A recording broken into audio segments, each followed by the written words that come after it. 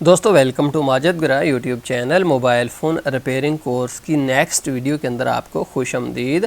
दोस्तों इस वीडियो के अंदर हम स्कीमेटिक डायाग्राम जो है इसके मतलब बात करेंगे। तो दोस्तों जब एडवांस मोबाइल फ़ोन रिपेयरिंग की बात की जाए ना, एक तो सिंपल मोबाइल फ़ोन रिपेयरिंग होती है जी, कंपोनेंट को तब्दील कर दिया, एलसीडी तब्दील कर दिया, ये तब्दील कर दिया, वो तब्दील कर दिया, इसको सिंपल रिपेयरिंग कहते हैं। और ये जो एडवांस मोबाइल फ़ोन रिपेयरिंग होती है ना, जहाँ पर आप जो है ये जो पीसीबी होता है इसके अंदर ये जो लाइनें हैं, कंपोनेंट्स हैं, इनके कनेक्शंस हैं, जब आप इनसे डील करते हो तो ये एडवांस मोबाइल फ़ोन रिपेयरिंग जो है कहलाती है। तो दोस्तों जब एडवांस मोबाइल फ़ोन रिपेयरिंग की बात की जाए तो उसमें सबसे पहले जो है वो स्कीमेटिक डायाग्राम का जो है जिक्र किया जाता है। कह लें कि जिसको स्कीमेटिक डायाग्राम्स की मोबाइल फ़ोन के डायाग्राम्स की समझ आ गई तो वो एक्सपर्ट एडवांस लेवल का मैकेनिक बन गया। तो ये जो वीडियो है इसकी बहुत ज़्यादा इम्पोर्टेंस है। कह लें कि एडवांस मोबाइल फ़ोन रिपेयरिंग जो है उसके अंदर ये वीडियो जो है आपका कदम डाल रही है। तो इसलिए मेरी नज़र में जितनी वीडियोस हैं उनमें इस वीडियो की जो है नुमायां अहमियत है। तो अब मैं आपको समझाता हूँ कि स्कीमेटिक डायाग्राम क्या है, स्कीमेटिक डायाग्राम को किस तरह से समझा जाता है, पढ़ा जाता है, इससे फॉल्ट जो है ट्रेस किया जाता है।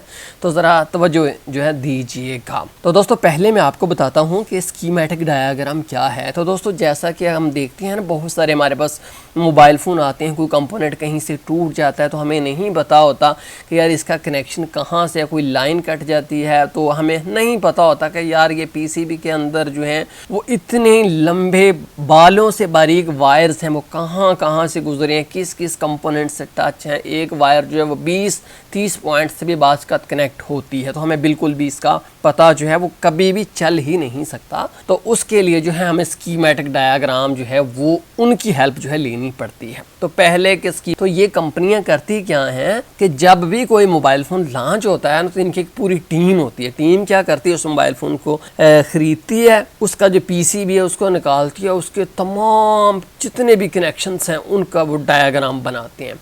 इसके अलावा जितने भी इसके ऊपर कंपोनेंट्स लगे हुए उनकी क्या वैल्यू, उन सब के डायाग्राम्स कनेक्शंस के बनाकर जो है अपने सॉफ्टवेयर के अंदर पूरी डिटेल्स जो है वो दे देते हैं। तो यूँ एक मोबाइल फ़ोन से पूरी दुनिया के लोग जो हैं फ़ायदा उठाते हैं। वरना अगर मुझे जो है कहीं से कोई कनेक्शन टूटा ढूंढना पड़ता तो फिर मुझे वैसा ही और बोर्ड चाहिए, फिर वहाँ पर सारा दिन मैं खपखपैया करके हर कनेक्शन तक समझूंगा तो यूँ एक मोबाइल रिपेयर करने में ही 1 वीक लग जाएगा। तो स्कीमेटिक डायग्राम 1 क्लिक से हमें तमाम कनेक्शंस की मालूमात दे देता है। तो इसके अलावा एक तो बहुत सारी कंपनीज हैं, जैसे बोर्नियो स्कीमेटिक्स है, एस्टेक्स स्कीमेटिक्स है, और कुछ चाइनीज़ कंपनी ही ये स्कीमेटिक डायग्राम बनाती हैं। फिर हमें उसकी मेंबरशिप लेनी पड़ती है। एक तो इनकी पीछे डेटाबेस बहुत वसी होती है। ऐसा नहीं होता कि आप मोबाइल फ़ोन के आप इसको अपने कंप्यूटर के अंदर इंस्टॉल कर लें, कोई 100 MB 200 MB 1 GB की फ़ाइल, ऐसा नहीं है। इनकी बहुत बड़ी डेटाबेस है पीछे। तो वो डेटाबेस जो है पीछे सर्वर के ऊपर होती है, आपके कंप्यूटर में नहीं होती। और उसके बाद आपने ना इनकी मेंबरशिप ख़रीदनी होती है, मसलन 3 माह के लिए, 6 माह के लिए, 1 साल के लिए। तो जितनी मेंबरशिप आप ख़रीदेंगे ना उतना अरसा आप उनकी तमाम सहूलियत से फ़ायदा उठा सकते हैं। और इसके अलावा ये तो नक्शे वगैरह वो हैं कि जो मुख्तलिफ़ कंपनीज बनाती। एक नक्शा जिसको हम स्कीमेटिक डायग्राम कहते हैं वो अज़ खुद जो कंपनी मोबाइल फ़ोन बनाती है वो उसकी सर्विस मैनुअल, उसको रिपेयर करने के उसके डायग्राम्स जो हैं खुद वो अपने सर्विस सेंटर वालों को देते हैं। मसलन हमारे मुल्क के अंदर जो सैमसंग का जो है वो रिपेयरिंग सेंटर है, वहाँ पर जो लोग काम करते हैं उनको जो डायाग्राम दिए जाते हैं वो सैमसंग खुद ही उनको प्रोवाइड करता है। तो वो भी मार्केट के अंदर आ जाते हैं, तो वो भी ये कंपनीज जो हैं यूज़ करती हैं। तो इसलिए ये एक प्लेटफॉर्म है जहाँ पर आपको प्रॉब्लम्स के सॉल्यूशंस मिलते हैं। अच्छा जी, अब आते हैं इसकी तरफ कि इसको किस तरह से इस्तेमाल किया जाता है और किस तरह से इसको फ़ायदा उठाया जाता है। तो दोस्तों सबसे पहले मैं स्कीमेटिक डायग्राम के मतलब गुफ्तगू करूँगा, उसके बाद जो बिटमैप पर, फिर स्मार्ट बोर्ड पर, फिर हार्डवेयर सॉल्यूशंस पर मैं जाऊँगा, क्योंकि सबसे ज़्यादा जो लोगों को प्रॉब्लम पेश आता है ना वो स्कीमेटिक डायग्राम को पढ़ने में आता है। बाकी का तो वो तीर तुक्का लगा ही लेते हैं। तो इसलिए हम मुश्किल चीज़ से आगाज़ करके इंशाअल्लाह दिल से कोशिश है कि मैं अपने नाज़रीन को आसानी से सिखा सकूं। तो यहाँ पर ये देखिए मुख्तलिफ ऑप्शंस यहाँ पर आ रहे हैं। इनमें ये वाली जो ऑप्शन है ना, ये है मोबाइल फ़ोन कंटेंट, इसके अंदर जाना है। बाकी को भी मैं थोड़ा सा टच करूँगा, बट पहले मैं इसके मतलब जाता हूँ। तो जो ही आप मोबाइल फ़ोन कंटेंट पर क्लिक करोगे, ये लोड होना शुरू हो गया नीचे, तब तक मैं आपको नेक्स्ट थोड़ा सा बता देता हूँ। यहाँ पर अगर आप देखें तो content of Mac and devices की ऑप्शन है। यहाँ पर है पीसीबी लैपटॉप कंटेंट, आपको यहाँ से मिलेगा, क्योंकि लैपटॉप और कंप्यूटर रिपेयरिंग के मतलब भी ये हमें डायग्राम्स देते हैं। उसके बाद अगर आप देखिए ना, तो कंपोनेंट पीसीडी यानी कि पार्ट्स कंपैटिबिलिटी डेटाबेस, ये भी बड़ी अहम चीज़ है दोस्तों। ऐसे होता है कि मसलन एक चार्जिंग आईसी है ना, तो चार्जिंग आईसी ये नहीं कि बस सैमसंग का एक मॉडल है तो भाई बस ये इसके अंदर ही लगा हुआ है जी, ग्रैंड प्राइम प्लस है इसके अंदर ही लगा हुआ है और किसी के अंदर नहीं।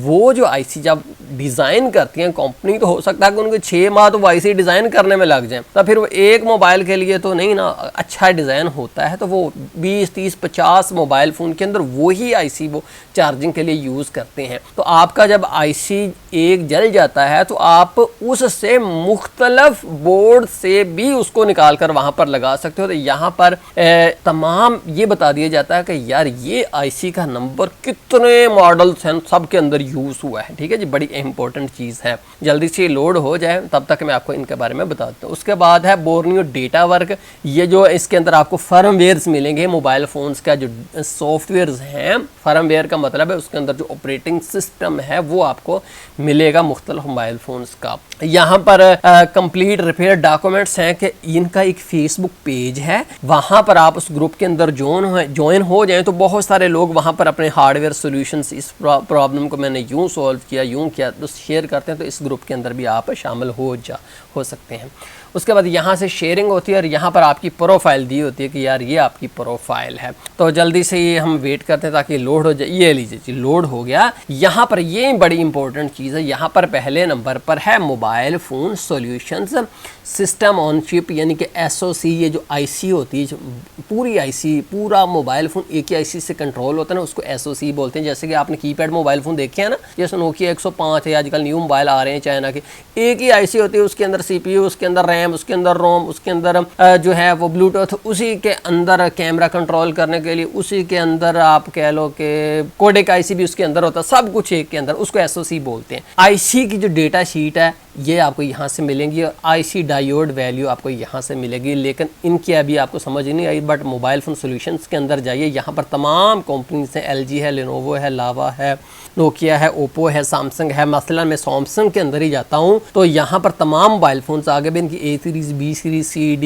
E, F, G, H जितनी भी इनकी सीरीज़ आई हैं वो यहाँ पर मौजूद है। फ़र्ज़ कर लीजिए कि मेरे पास एक मोबाइल फ़ोन है, मैं आपको बोर्ड दिखाता हूँ। ये है मेरे पास एक सैमसंग गैलेक्सी J5 प्राइम, ये है मॉडल नेम और इस मॉडल का नंबर है वो SMG 570F। तो ये मैं यहाँ से मोबाइल फ़ोन का बोर्ड आप जैसा कि देख रहे हैं, अगर मैंने इसका कोई प्रॉब्लम हो तो सॉल्व करना हो तो मैं क्या करूँगा, सैमसंग के बाद मैं G सीरीज़ के अंदर जाऊँगा, SMG 570 ढूंढो भाई, ये है, ये जी 570 आ गया ना।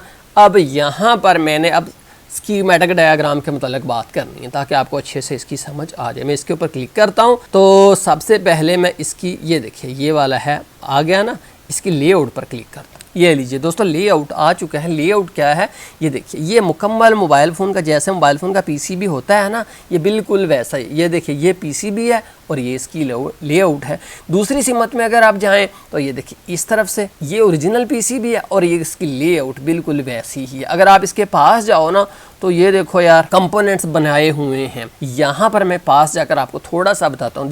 ये देखिए यहाँ पर एक कोड लिखा हुआ है C4006 C4100, ये C सबके सामने CC आ रहा है, तो उसके बाद एक कोड आता है। अब इसको समझना बहुत ज़रूरी है कि ये क्या चीज़ है। तो दोस्तों ये जो इसके ऊपर दिया हुआ होता है ये कोई इस कंपोनेंट की वैल्यू नहीं होती कि यार ये 4006 वैल्यू का कंपोनेंट है, ऐसा बिल्कुल भी नहीं। ये इसका होता है लोकेशन कोड। तो जो कंपोनेंट जो है इसकी गिनती के हिसाब से वो लगा लेते हैं ताकि उन्हें पता चल सके कि हर कंपोनेंट को अलग नंबर असाइन किया हुआ है। देखें ये 4 है, उसके बाद ये 5 शुरू हो गया, फिर 6 शुरू हो जाएगा, 7 शुरू हो गया, देखिए 6 हो गया, यहाँ 7 हो गया। ये गिनती चलती है, लोकेशन कोड है इसका, कोई तल्लुक नहीं है कि उस कंपोनेंट की वैल्यू से। उसके बाद दूसरा सुनिए कि पीसीबी के अंदर जितने कैपेसिटर होंगे वो सी से शुरू होंगे। ये देखिए सी से शुरू हो रहा है ना, तो मुझे पता चल गया कि कैपेसिटर है, क्योंकि कैपेसिटर सी से शुरू होता है।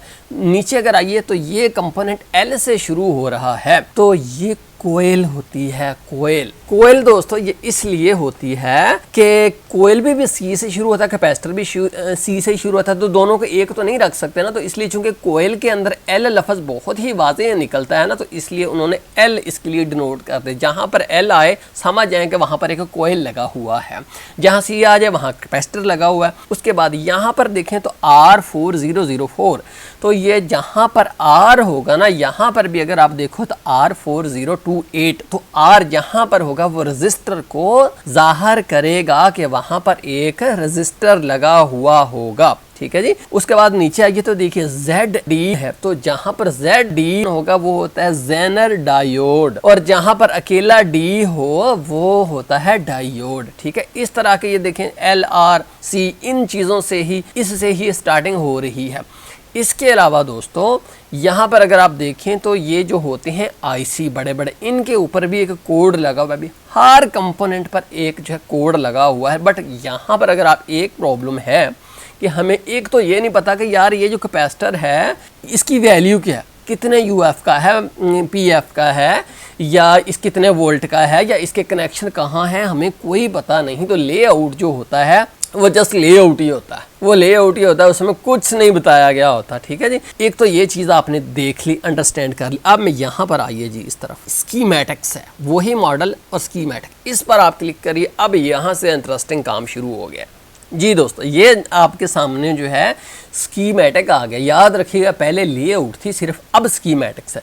तो यहाँ पर अगर आप देखिए ना, इसके अंदर मैं आपको जाकर दिखाऊं तो ये जो है ब्लूटूथ वाईफाई सेक्शन आ गया जनाबे वाली। नीचे आओ तो PMIC और यूज़र इंटरफेस और ऑडियो सेक्शन आ गया, माइक सेक्शन आ गया जनाब, फिंगरप्रिंट सेंसर का सेक्शन आ गया, तो बहुत सारे डिस्प्ले का सेक्शन आ गया, कैमरा सेक्शन आ गया।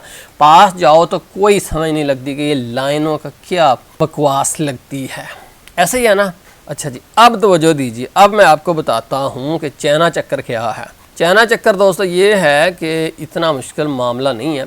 सबसे पहले अब हमने इस स्कीमेटिक डायग्राम्स की मदद से पहले कुछ जहन में लाते हैं कि हमने इससे सीखना क्या है। यार मैंने ये जो आपके पास बोर्ड है, इसका हमने चार्जिंग सेक्शन समझना है कि इसकी वोल्टेज कहाँ से जाती है, कहाँ से, फिर कहाँ से, फिर कहाँ से, फिर कहाँ से, ये हमने समझना है। तो आइए इस टारगेट को जहन में रख के हम समझते हैं।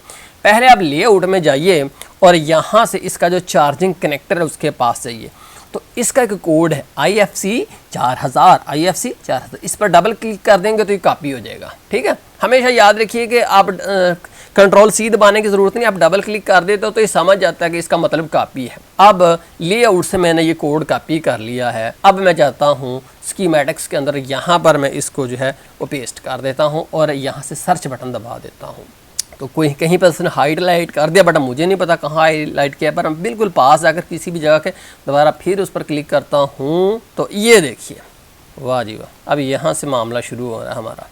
तो देखिए वही कोड जो था IFC 4000 यहाँ पर आ गया। तो ये है हमारा वो जो है चार्जिंग वाला जैक। इसमें ये वाली सारी लाइनें तो ग्राउंड से हैं, अलबत्ता पिन नंबर 1 जो है इसके अंदर वोल्टेज जो है वो होती है 5 वोल्ट की। जब आप इसको चार्जर लगाओ, सबसे पहले आपने चार्जर के ऊपर वोल्टेज चेक करनी, ठीक है। फिर अगर आप देखें तो सीधी लाइन जा रही है यहाँ पर, इस लाइन के ऊपर C है ना, 4091 नाम का लोकेशन कोड का कैपेसिटर लगा हुआ है। उसके बाद फिर एक C4092 ये कोड लोकेशन कोड है, कैपेसिटर लगा हुआ। इनकी वैल्यू कितनी, 1000 UF का, ये है 35 वोल्ट का, ठीक है ना जी। उसके बाद जो दूसरा लगा है वो है 68 पिका फैरेड का और ये है 50 वोल्ट का, ठीक। अब ये कैपेसिटर लगे कहाँ हुए हैं, लोकेशन कोड पर डबल क्लिक कर दीजिए तो ये कॉपी हो गया। आप जाइए आप लेआउट के अंदर और यहाँ पर आप इसको पेस्ट करके नेक्स्ट दबा दीजिए। तो ये देखो अब हमें पता चल गया कि यहाँ से वोल्टेज सीधी निकलती है, यहाँ पर आती है, ठीक है जी। उसके बाद अगर आप देखें ना तो 4092 है, पीछे आइए तो ये देखिए 4092, ये दोनों कैपेसिटर एक साथ लगे हुए हैं। ये देखिए हमें पता चल गया कि यहाँ से करंट निकला, ठीशू इन दोनों के अंदर चला गया, ठीक है जी। उसके बाद फिर आइए स्कीमेटिक्स। उसके बाद ये जो दूसरी सिम्बल से दोनों ग्राउंड है, ये ग्राउंड का सिंबल है, ठीक है ना जी, तवज्जो से मेरे मौजूद दोस्तों, तवज्जो से। उसके बाद यहाँ पर ये जाकर कनेक्शन ख़त्म हो गया बिल्कुल। 5 वोल्ट वी बस कहते हैं कि जो करंट बाहर से आता है ना उसको वी बस बोलते हैं, ठीक है। चार्जर का जो होता है वो 5 वोल्ट का ही होता है। तो क्या मैंने ठीक बताया कि कनेक्शन यहाँ पर आकर ख़त्म हो गया? भाई ख़त्म हो गया तो फिर चार्जिंग कैसे हो गई? ऐसे नहीं होता, ये ख़त्म नहीं होते कनेक्शन, ये चलते होते हैं। अब आपने इससे नेक्स्ट अगर ढूंढ रहे हैं ना, यहाँ तक तो हमने देख लिया जी। इसके ऊपर ये देखिए ज़ैनर भी लगे हुए हैं, कुछ कंपोनेंट्स भी हैं। ये यूएसबी की डेटा लाइन जो है, ये यूएसबी डेटा माइनस और यूएसबी डेटा प्लस, ये यहाँ पर आकर रुक गए हैं। इसका आगे कहाँ जाता है? इसके ऊपर डबल क्लिक करना, अपनी कॉपी हो गया ना कोड। तो यहाँ पर अगर आप देखो ना, तो यहाँ पर आप चाहे इसको पेस्ट करके यहाँ से फाइंड कर लें। तो एक तो इसी में, दूसरा अगर आप फिर क्लिक करेंगे तो उसके आगे उसने बता दिया कि ये देखिए ये लाइन इसके अंदर इंटर हो रही है। ये जो आईसी की पिन नंबर B2 और B3 है उसके आगे ये इंटर हो रही है। यहाँ पर तवज्जो दीजिए, पहले पर क्लिक करते हो तो ये देखिए वही सेक्शन आ गया ना, वही सेक्शन अभी मैंने आपको समझाया था। यहाँ पर उन्होंने इसको एंड कर दिया, बट एंड नहीं किया हुआ होता। आप यही कोड, यही लफ्ज़ ऊपर देखो तो ये लिखे हुए हैं, ठीक है ना जी। ये देखिए, तो यहाँ से ये 2 पिनों के जरिए इस आईसी के अंदर ये चल। अब ये आईसी कहाँ लगा हुआ है ना, तो डबल क्लिक करके फिर इसको कॉपी करके लेआउट के अंदर जाकर पेस्ट कर दीजिए, तो ये है वो आईसी बिल्कुल। अगर आपको देखे ना पीसीबी के अंदर तो ये देख लीजिए, ये देखिए लगा हुआ है वही आईसी, ठीक है। फिर आइए जी स्कीमेटिक्स के अंदर, यहाँ पर इसके अंदर करंट तो चला गया, वी बस इन हो गई और ये देखिए वी बस आउट भी हो गई। ये देखिए आउट A1 और A2 पिन के जरिए ये जो है बाहर निकल गई वोल्टेज, और L4005 कॉइल के थ्रू ये जो है 5 वोल्ट वी बस तो है, बट यहाँ पर OVP लिखा हुआ है। OVP का मतलब है ओवर वोल्टेज प्रोटेक्शन। ये दोस्तों आईसी हमें पता चल गया कि ये ओवर वोल्टेज प्रोटेक्शन के लिए लगा हुआ है। मतलब कि जब कोई चार्जर ऐसा लग जाती है ना, आज का चार्जर खराब होते हैं, 2 नंबर चार्जर के वो 8-9 वोल्ट निकाल रहे होते हैं, मैंने खुद अपनी आंखों से देखा। तो ऐसी सूरत में वो जब 6 वोल्ट तक उसकी वोल्टेज पहुंच जाती है तो वो वोल्टेज को बंद कर देता है। ये नहीं कि उसको 6 वोल्ट है तो उसको 5 करके आगे देने शुरू कर देता, नहीं, वो वोल्टेज को ब्लॉक कर देता है। मैंने इस पर तजर्बे करके देखे हैं।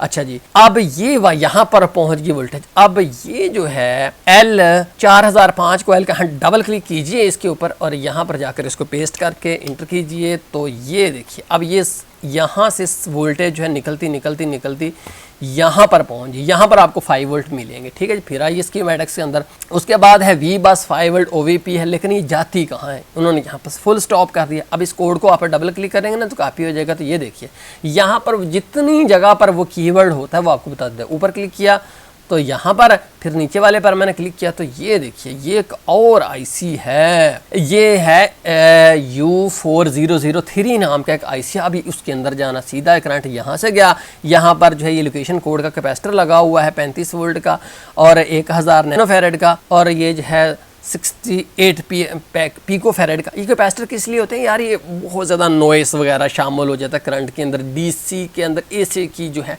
वो, और इसके अलावा नॉइस जिसको कहते हैं इलेक्ट्रोमैग्नेटिक वेव्स शामिल हो जाती है। कैपेसिटर जो होते हैं वहाँ से फिल्टर उनको करके बाहर आउट कर देते हैं, साफ़ सुथरी प्योर वोल्टेज जो है वो मिलती है। तो ये इसके अंदर जो है यहाँ से चली गई। तो ये आईसी कहाँ पर लगा हुआ है? डबल क्लिक करके स्कीमेटिक्स के अंदर आकर क्लिक कीजिए, ये देखिए ये उसी कॉइल के बिल्कुल ऊपर लगा हुआ है।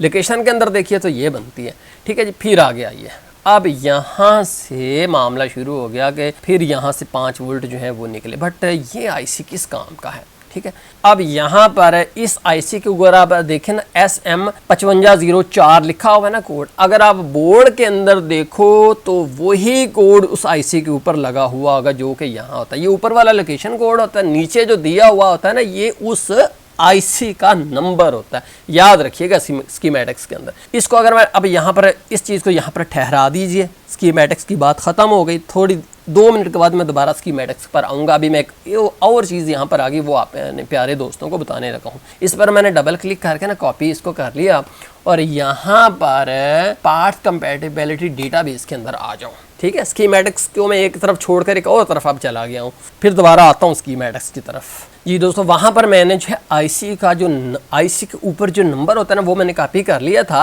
अब यहाँ पर आकर मैं इसको पेस्ट करके जो है इंटर करता हूँ तो ये देखिए यार, ये क्या चीज़ है, ये है चार्जिंग आईसी। वो आईसी जो लगा हुआ था वो ये देखिए IC charging, USB IC, IC charging, ये बहुत सारे मॉडल को 17-18 मॉडल्स के अंदर सैमसंग ने यही आईसी यूज़ किया।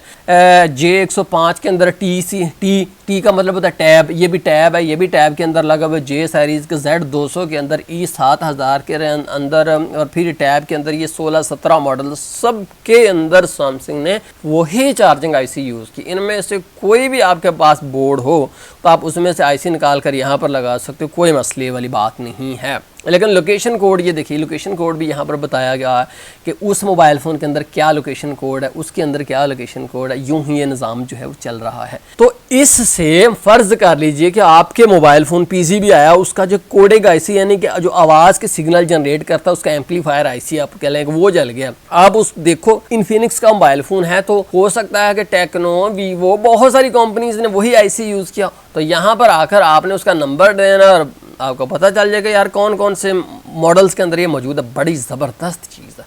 आइए अब अपने टॉपिक की तरफ, ठीक है जी। ये हमें पता चल गया कि ये है चार्जिंग आईसी। यहाँ पर जो है आप देखिए तो फिर यहाँ से जो है 5 वोल्ट वी बस ये है, यहाँ पर जाता है। फिर इसके ऊपर क्लिक कर दीजिए, इससे आप नेक्स्ट वाले पर क्लिक कर दीजिए तो ये देखिए ये यहाँ पर एक और U4000 नाम का एक आईसी है। उसके इस नंबर के ऊपर जहाँ पर एक कैपेसिटर लगा हुआ है, उसके बाद एक और कैपेसिटर लगा हुआ है और V6 भी इसके साथ जो है वो मिल रही है। ये उस के आईसी के अंदर जाता है। अब ये आईसी क्या इसका काम है, ये है इसका नंबर, आईसी के ऊपर ये नंबर लिखा होगा, बट ये आईसी करता क्या तो मुझे नहीं पता क्या करता है। इसको जस्ट कोड कॉपी करके गूगल के अंदर डालो तो ये देखिए आईसी पावर सुपरवाइज़र, यानी कि देखें ये पीएम है, यानी कि ये पीएम है, पावर मैनेजमेंट आईसी। ये देखिए आपको यहाँ से डेटा शीट, इसकी तमाम चीज़ें जो है मिल जाती है। देखिए पावर सुपरवाइज़र जिसको हम पीएम आईसी कहते हैं वो है, ये पावर आईसी है इसका, ठीक है जी। इसके अंदर यहाँ पर इसकी इस पिन के थ्रू ये इसके अंदर चार्जिंग इन हो रही है और उसके बाद यहाँ पर अगर आप देखें तो ये देखिए वी बैट चार्जिंग आउट हो रही है डायरेक्ट टू बैटरी, ये देखिए, ठीक है जी। तो ये है कहाँ पर मैं दिखाता हूँ। अगर आपने वोल्टेज यहाँ पर चेक करनी हो ना कि आती है कि नहीं, तो इसका लोकेशन कोड कॉपी करके आप लेआउट के अंदर जाओ, वहाँ पर पेस्ट करके देखो तो ये देखिए एक्चुअली ये यहाँ पर लगा हुआ है। तो इसके ऊपर मल्टीमीटर से हम चेक करते हैं चार्जर लगा कर क्या 5 वोल्ट आते हैं, तो ये देख लीजिए, ठीक है जी। यूँ ही ये जो है स्कीमेटिक डायग्राम आगे से आगे चलता जाएगा। तमाम कंपोनेंट्स की इसके ऊपर वैल्यू, इसके ऊपर थोड़ा सा दिमाग खपाइएगा फिर आपको मज़ीद समझ आ जाएगी। अच्छा जी, अब हमने जो है उसके बाद हमने सीखना है बिट मैप कि बिट मैप क्या होता है। स्कीमेटिक्स की बात हो गई, उसके बाद है ये देखिए बिट मैप। बिट मैप के ऊपर आप जो ही क्लिक करते हैं तो ये लोड होना शुरू हो गया। अभी बताता हूँ ये क्या चीज़ है। दोस्तों जैसा कि अगर आप देखें ना तो वो ऐसे करते हैं कि मोबाइल फ़ोन नया ख़रीद कर उसका कंप्यूटर के अंदर एक डिजिटल जो है स्केच बनाते हैं। जैसे हमारा मकान होता है ना, कोई बिल्डिंग हमारी है हमने बनानी है तो उसका पहले हम नक्शा बना लेते हैं, ऐसे ही ये कंपनियां जो है नक्शा बनाती हैं, मोबाइल फ़ोन ख़रीदती हैं मार्केट से, तमाम कंपोनेंट्स का जो नक्शा बनाती हैं। तो यहाँ पर मैंने आपको बताना ये है कि जैसा कि अगर आप देखें ना तो ये देखिए जैसे PCB के ऊपर कंपोनेंट होते हैं बिल्कुल वैसे ही इसके ऊपर होता है, बट आप GCB पॉइंट के ऊपर क्लिक कर रहे हो तो उसका कनेक्शन कहाँ पर है वहां पर उसको मिला देता है, ठीक है ना जी। अगर आप इस पीसीबी को देखें ना, इसके ऊपर जो माइक है वो जड़ से ही रिमूव हो चुका है, कोई पता नहीं कि माइक का कनेक्शन अंडरग्राउंड कहां से आया है। तो बिट मैप के ऊपर आप जाइए, ये देखिए ये बिट मैप है, इस पॉइंट के ऊपर क्लिक करो तो दोस्तों ये देखिए यहाँ से कनेक्शन निकलता है और इस कंपोनेंट के साथ और इसके साथ और इसके साथ मिला हुआ है। ये कोयल है, इसके साथ ही मेन जुड़ा हुआ कनेक्शन आगे इसका कोयल पहुँचाती है, कैपेसिटर या ज़ैनर नहीं पहुँचाते होते। कैपेसिटर तो सिर्फ फिल्ट्रेशन करते होते हैं, कनेक्शन को आगे नहीं पहुँचाते, कनेक्शन को आगे कोयल ही पहुँचाती है। इसके ऊपर क्लिक करो तो ये देखिए यहाँ से ये सीधा इस आईसी के इस पॉइंट पर जुड़ा हुआ है। यहाँ पर अगर आप नेक्स्ट क्लिक करो तो ये देखिए आईसी के अंदर कनेक्शन चला जाता है। यूं ही आपने दूसरे का देखना हो कनेक्शन तो इस पर क्लिक कीजिए तो ये देखिए यहाँ से है, फिर यहाँ पर रहता है, कोयल के ऊपर क्लिक कीजिए तो वो ही ऊपर ये जो आईसी लगा हुआ है इसके इस पॉइंट पर इसका कनेक्शन है यहाँ पर। तो ठीक है ना जी। अब यहाँ पर जहाँ पर मर्जी क्लिक करो तो वो लाइन जहाँ जहाँ इस आईसी के पॉइंट पर क्लिक करो तो ये यहाँ से जुड़ी हुई है। जिस पर भी वो जुड़ी हुई होती है ना, आपको एग्जैक्टली मालूमात हो जाती हैं कि यार ये पॉइंट उससे जुड़ा हुआ है, ये एक लाइन से आ जाती है, तो काम हो गया आपके लिए आसान। ठीक हो गया जनाब, इसकी आपको समझ आ गई। अब उसके बाद हम जाते हैं स्मार्ट बोर्ड के अंदर।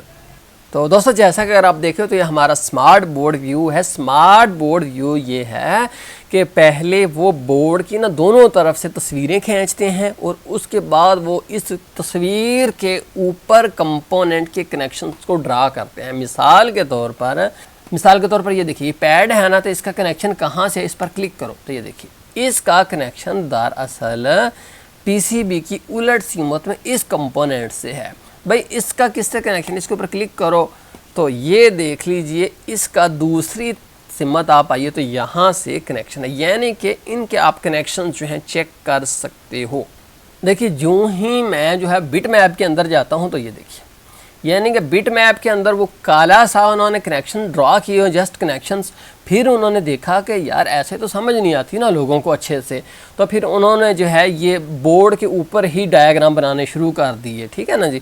अब इसके ऊपर किसी पॉइंट के ऊपर आप पैड के ऊपर क्लिक करते जाओ तो फ़ौरन वो बता देते हैं कि इसका कनेक्शन वहाँ से है, फिर उसका कनेक्शन वहाँ से है, उसका कनेक्शन वहाँ से है। और आप यहाँ पर क्लिक करो ना तो ये देखिए, फ़र्ज़ कर लीजिए मैं सिम 1 पर क्लिक कर देता हूँ तो ये देखिए सिम 1 के तमाम कनेक्शन उन्होंने बता दिया कि ये पॉइंट कहाँ से जुड़ा हुआ है। ये सारे के सारे पैड्स जो हैं कुछ इस आईसी के अंदर गए हुए हैं, कुछ दूसरी तरफ आईसी के अंदर गए हुए हैं। फिर आप यूं ही एसडी कार्ड के ऊपर क्लिक कर दो तो एसडी कार्ड के तमाम कनेक्शंस जो हैं वो सीपीयू के अंदर गए हुए हैं, बट इन कंपोनेंट्स से भी इनके कनेक्शंस हैं, तो यूँ आप जो है चेक कर सकते हो। ठीक है जी, स्मार्ट बोर्ड की आपको समझ आ गया। अब उसके बाद है हार्डवेयर सोल्यूशन, जिसका मैंने आपको बताना था कि हार्डवेयर सोल्यूशन क्या होता है। यहाँ पर क्लिक कीजिए, यहाँ पर हार्डवेयर सोल्यूशन के अंदर आइए और यहाँ पर मैं माइक स्पीकर के ऊपर क्लिक करता हूँ तो देखिए ये लीजिए जनाब माइक स्पीकर यहाँ पर लिखा हुआ आ गया। तो यहाँ पर है क्या कि माइक की कनेक्शन उन्होंने बताया भाई यहाँ से निकले, यहाँ से घूमते हुए सीधे सीधे सीधे सीधे